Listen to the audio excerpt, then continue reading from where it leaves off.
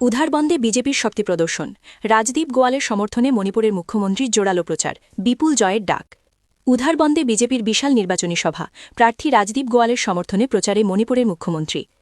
অসম বিধানসভা নির্বাচনের দামামা বাজতেই রাজ্য জুড়ে তুঙ্গে উঠেছে নির্বাচনী প্রচার। আজ কাছাড় জেলার উধারবন বিধানসভা কেন্দ্রে বিজেপি প্রার্থী রাজদীপ গোয়ালের সমর্থনে প্রচারে অংশ নিতে উধারবন্দে উপস্থিত হন মণিপুরের মুখ্যমন্ত্রী জুমনাম খেমানন্দ সিং। উধারবন্দের রংপুরে আয়োজিত এক বিশাল জনসভায় অংশ নিয়ে তিনি বিজেপি প্রার্থীকে বিপুল ভোটে জয়ী করার আহ্বান জানান।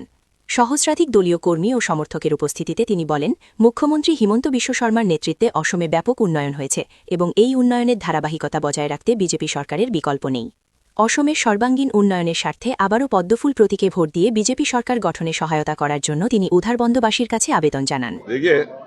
बीजेपी एक ऐसा पार्टी है, अपना former prime minister Shri Atal Bihari Vajpayee ji ने दिया हुआ एक अमानत दोनों मिनिस्ट्री NEC खोला, तो उसके आगे में कोई नोट इसके कोई स्पेशल कोई पैकेज तो है ही नहीं था।